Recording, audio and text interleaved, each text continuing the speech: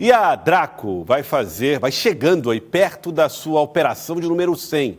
Especialista no combate a facções criminosas, as operações já estão chegando perto da 100ª edição, que deve acontecer ainda esse mês, segundo informou o delegado da Draco em entrevista hoje ao Notícia da Manhã. E nós estamos recebendo aqui no estúdio o secretário de Segurança Pública, Chico Lucas.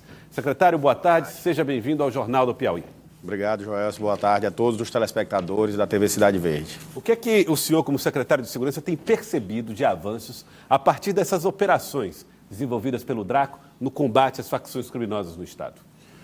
Olha, Joelson, eu vim aqui, a primeira entrevista que eu dei, dia 3 de janeiro de 2023, quando fui nomeado secretário de Segurança Pública pelo governador Rafael Fonteles. E lá nós dissemos, na oportunidade aqui, eu disse que a gente ia focar em dois aspectos. Um era no combate à criminalidade organizada e, por consequência, a gente ter essas operações e, indiretamente, também bater nos números de mortes violentas intencionais. E o outro era o crime violento patrimonial, em especial o celular. Então, eu acho que ao final desse um ano aí, de 2023, e o começo desse, que serviu esse mês de janeiro e fevereiro, para a gente avaliar o que foi feito e planejar os próximos passos, eu acho que a gente foi bem sucedido, tanto nas operações do Draco, que tiraram de circulação aqueles criminosos contumazes, aqueles que vivem do crime. Nós temos dois tipos de violência hoje no Piauí. Tem a violência esporádica, que é o cara que bebe e briga num bar, ou às vezes violência doméstica, e tem o que vive do crime. Ele é um criminoso, ele é um profissional do crime. Então, o Draco, ele combate esse profissional do crime que vive do tráfico, que vive do roubo e, por consequência, ele não tem nenhum tipo de apego à vida. Então, ele acaba cometendo crimes violentos. E o número 100 da operação do Draco, esse trabalho que é muito bem realizado por todos os agentes, delegados, também a Polícia Militar, em especial aí o delegado Charles, tem tirado de circulação esses elementos. Aí eu vou lhe dar um número aqui para você ter uma ideia. Este mês de março do ano passado, nós tínhamos, nesse mesmo período, os 11 primeiros dias do mês de março, 15 homicídios em Teresina. Nos 15. Este mês nós tivemos 5. Então veja que a redução é quase de 70%. Justamente por quê? Porque aqueles homicidas que são, aqueles que cometem crimes reiteradamente, eles estão encarcerados. Isso acaba gerando uma pressão lá no sistema. A gente acabou de ver aí o coronel Carlos Augusto, que faz um excelente trabalho, onde nós temos 6.500 presos. Então, aumentou o número de presos no Piauí, porque a polícia está trabalhando mais, está sendo mais eficiente, estamos cumprindo os mandados de prisão. Isso tira de circulação essas pessoas que cometem os homicídios e que são os realizadores da violência. E o outro ponto que a gente trabalhou muito bem no ano passado foi, coordenado aí pelo delegado Matheus Zanata, a questão dos celulares, A gente está tendo uma redução nesse momento, no acumulado do ano, mais de 40% de roubos e furtos de celulares. Caiu 40% em comparação com o ano passado. Caiu. Esse que é o maior problema ainda do Brasil. Então, quando você vê, os outros estados ainda sofrem muito com o roubo e furto de celulares. É o maior problema de segurança pública em números estatísticos. Não é que é o problema mais grave, mas o maior crime, ou seja, o crime que ocorre com o maior comum é o roubo e furto de celulares. No ano de 2022 foram 1 milhão de celulares roubados. A gente está esperando o Fórum Brasileiro consolidar esse número, mas o Piauí é o único que está numa curva muito acentuada de queda. Isso se deve ao excelente trabalho feito pela Superintendência de Operações Integradas, que fez o combate aos comércios irregulares, que são as operações interditadas. Então, tem a notificação das pessoas, a restituição do celular, o combate à receptação. A gente vai continuar nessa toada para a gente reduzir ainda mais o número de roubos e furtos de celulares. Bom, falando um pouquinho a respeito das prisões, o senhor falou muito desses casos das prisões da Draco. O que mudou na relação com a justiça? Porque uma questão que era muito comum era a dificuldade de colocar, ou colocava atrás das grades, depois das solturas. Mudou um pouco essa relação? Ou a Justiça criou ferramentas também para acompanhar essas operações realizadas pelo Estado? Joelson, mudou muito. Na verdade, a Justiça é um parceiro hoje importantíssimo. O governo tem feito um diálogo constante com o TJ do Piauí e ele tem abraçado a causa. Nós temos aí uma ferramenta chamada Central de Inquéritos. Então, como é que funcionava antes, no passado? todo delegado, quando fazia uma operação, ele fazia uma representação que era distribuída para um dos juízes. Só que o tribunal criou um juiz que analisa todos os pedidos de cautelares, pedido de prisão preventiva, todas as operações vão para um único juiz. E esse juiz é muito célere, é o doutor Valdemir, que faz um excelente trabalho.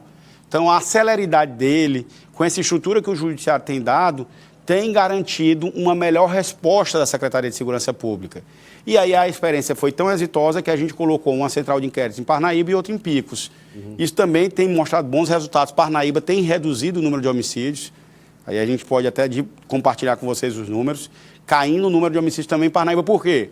É simples, você não pode prender os 3 milhões de habitantes. A maioria das pessoas são sérias e cumpridoras da lei. Você tem que focar naquele público que dá trabalho, que aqui no Piauí a gente estima que seja algo em torno de 12 mil pessoas. Então vamos focar nesses 12 mil. Quem comete crime, vamos prender quem comete crime. 12 mil criminosos. 12 mil criminosos. O que é esse 12 mil, para dar aqui para o público? É quem já foi preso algum dia no Piauí. 12 mil pessoas. 12 mil? 12 mil. Se a população carcerária hoje é de 6 mil, ou seja, metade das pessoas que já estão dentro dessa conta, né? Aí estão dentro dessa conta. Estão dentro. Estão dentro dessa conta. Os outros estão cumprindo medidas cautelares. O que eu quero dizer é que, de qualquer forma, não é um público tão grande. Não. Vamos esticar aí. Eu estou falando 12 mil são os criminosos contumazes, né? São aqueles que, geralmente, você tem uma pessoa cometendo vários ilícitos. Roubo, furto, ou seja, é o criminoso contumaz. É diferente daquele que comete os crimes eventualmente. Então, esse é o público que é o público da segurança pública. Então, eu durmo e acordo pensando nesses 12 mil. E por que esses 12 mil fazem tanto barulho, fazem parecer que essa quantidade de pessoas perigosas é muito maior?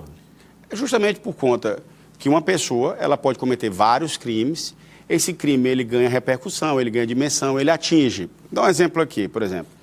Você foi assaltado nos últimos 2 anos? Foi vítima de furto. Há quanto tempo? Ano passado, tive o celular roubado, furtado, e que inclusive foi recuperado. Pronto. Então, você foi vítima. Mas nem todo mundo é. Mas mesmo quando você não é, você sabe de alguém que foi. E aquilo contamina. Entendeu? A sensação ela é um fenômeno sociológico. Os índices são diferentes do fenômeno da segurança. Então, você é um exemplo de alguém que foi vítima de furto, né? Não foi nem um crime violento. Não um crime violento, é um crime patrimonial. Isso, mas muita gente não foi vítima, mas acaba sentindo a violência porque ela consome pelas redes sociais, pelos meios de comunicação, pelos relatos das vítimas. A gente faz pesquisas para a gente saber como é que funciona isso. Então, a gente tem esse fenômeno, mas também tem, lógico, esse universo, esse público que também ele é um público significativo, porque apesar de serem 12 mil, serem em torno de 0,4, eles atingem um percentual da população muito maior.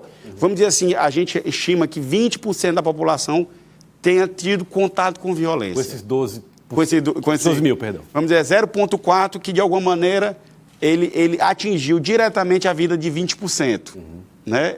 Então, assim, você tem 100% da população, 20% foi vítima de 0,4. Então, vamos focar no 0,4. Naqueles que são criminosos, e o DRACO é um dos trabalhos, o DHPP, a Polícia Civil, a Polícia Militar. Tudo isso eu tenho feito muito estudo, eu criei um núcleo de ciências aplicadas à segurança pública. Eu tenho 4 projetos com as universidades federais, inclusive um projeto que é com a matemática e a estatística, eu tenho com a computação, para entender o fenômeno, para justamente a gente conseguir usar a tecnologia para melhorar os índices de criminalidade. E dentro desse contexto, como é que entram as facções criminosas? Elas também operam com esses 12 mil indivíduos, homens e mulheres, que já passaram pelo sistema? Ela trabalha com um público ainda menor. Na verdade, eu acho que a gente vai ter esse número em torno de 1.000, os membros das organizações criminosas. Né? Então, você tem um universo de 12 mil pessoas que são criminosos, e desse deve ter em torno de 1.000 que são os alvos, vamos dizer assim, do DRACO. O DRACO é justamente essa equipe especializada. O DRACO tem lá o mapeamento, ele estuda território, comunidade, vila. Tudo isso a gente tem mapas e mais mapas. E eu não tenho nem, assim, receio, porque a equipe que está à frente é muito qualificada. A gente conversa muito, divide muitas opiniões, mas eu tenho excelentes homens, mulheres, tanto na Polícia Militar como na Polícia Civil, que fazem esse trabalho, mas e que mapeiam essas pessoas e é o que são os alvos dessas 100 operações. Então, as 100 operações do Draco são desse universo de 12 mil aqueles que são membros de organizações criminosas. Um dado que foi trazido até pelo próprio Charles Pessoa, numa entrevista aqui a nós, no Jornal do Piauí, é que os integrantes de facções aqui no Estado geralmente são pessoas de baixo poder aquisitivo. Não tem aqueles super comandantes, como a gente imagina, de organizações, ostentando e tudo mais. Não. Isso é um fator que facilita uma eventual expulsão ou finalização das ações dessas facções no Estado? Ou não? É um dificultador por ser cada vez mais pulverizado no meio da cidade de Teresina e de outras cidades do Piauí? Eu atribuo como um dificultador, por um motivo. Ela é muito fruto da desigualdade social.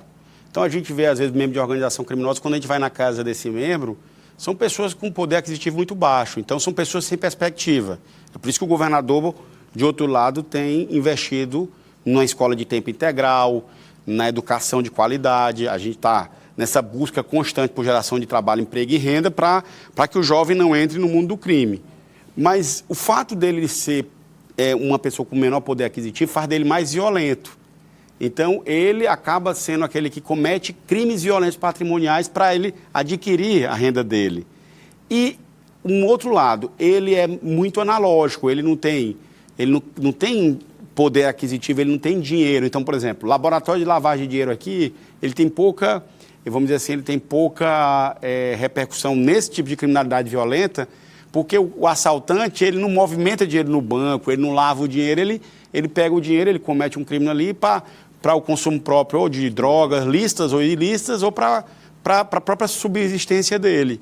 Então, o fato deles serem com um poder aquisitivo menor faz com que eles sejam mais violentos e que haja uma dificuldade no combate, porque a gente não tem os elementos da lavagem de dinheiro tão presentes no estado do Piauí como em outros estados. Mas, de qualquer forma, existe lavagem de dinheiro? Vocês já detectaram alguns caminhos? Sim, tem, porque você tem dentro desse comércio ilegal, o topo da pirâmide sempre vai movimentar um pouco mais, mas o da ponta, não. Né? Nós temos ainda essas pessoas... É como se fossem essas organizações criminosas franquias. Né? Você tem uma franquia de São Paulo que vende. Aqui o cara é o representante daquela organização. Então, ele vende a droga representando uma bandeira que é uma organização criminosa nacional. É o fornecedor dele. Esse cara que traz, esse intermediário maior, esse não. Esse a gente tem que combater com os instrumentos da lei de lavagem de dinheiro, com informação, com tecnologia. Agora, o lado da ponta, que é vamos dizer assim, o boqueiro que chama, que é o que fica na boca, esse geralmente poder aquisitivo é muito baixo e o rendimento dele também não é detectado pelas operações dentro do sistema financeiro. Agora, aqui e ali, secretário, essas pessoas que estão na ponta, estão na base, acabam entrando numa confrontação que gera imagens e repercussões também muito fortes, como foi o caso das execuções lá em Avelino Lopes. O que acontece em episódios como aquele? E de que maneira a gente pode distinguir execuções, 3 execuções no final de semana como aquelas, do risco que o cidadão e a cidadã, honestos e honestas, têm no dia a dia? Olha, a gente, dentro desses nossos estudos, outra informação que eu passo aqui para você, a maior parte das vítimas de homicídio são homens jovens e têm envolvimento com crime. Então, quando a gente faz o recorte com arma de fogo, mais de 70% das pessoas que morreram por arma de fogo já tinham sido presas. Tanto é que, então isso mostra que o caminho da criminalidade ou é a prisão ou é a morte. Avelino Lopes é um caso à parte. Avelino Lopes é uma cidade do extremo sul do estado do Piauí, já na divisa com a Bahia, no semiárido piauiense, em que as pessoas têm um elo muito grande com São Paulo. Então lá ela sofreu a repercussão direta de uma disputa por território em São Paulo, por incrível que pareça. Então Avelino Lopes é uma cidade onde os filhos de Avelino foram, ao longo dos anos 80 e 90, migraram para São Paulo, eles têm um contato constante. E aí uma morte em São Paulo desencadeou uma vingança lá, mas já foram presos.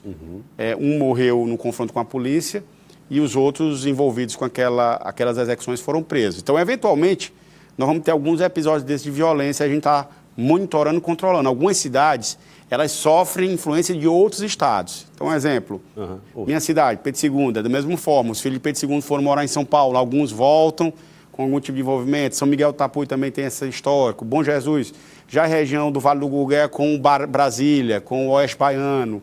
E Teresina e Parnaíba são dois fenômenos que a gente estuda à parte. Então, o estado do Piauí, você tem Teresina e Parnaíba, Grande Teresina e Grande Parnaíba como fenômenos que você tem que estudar à parte, e as outras cidades a gente está sempre monitorando. Toda vez que tem um pico de violência, a gente faz uma intervenção com esforço concentrado. Bom, vamos falar um pouco a respeito de policiamento ostensivo, secretário, porque o governador estipulou uma meta muito clara para até o final do mandato contratar 4 mil homens e mulheres para a Polícia Militar do estado do Piauí. Nós já chegamos em que patamar e qual é as expectativas até dessa meta ser superada? Olha, a gente já contratou 1.500 policiais militares, né? 1.100 no ano passado e agora no começo do ano quase 400, né? Com aquela segunda turma. A lei foi aprovada semana passada, permitindo que a gente chame a terceira turma, porque as redações dele não foram corrigidas, a gente teve que encaminhar por orientação da Procuradoria-Geral do Estado um projeto de lei para a Assembleia. Esse projeto de lei foi aprovado. Nós vamos agora corrigir as redações para até o final do ano chamar a terceira turma. Então, o governador tem esse compromisso e esse compromisso vai ser honrado. 4 mil novos policiais até o final do seu mandato. Também estamos preparando o concurso para a Polícia Civil e para delegados e agentes, né?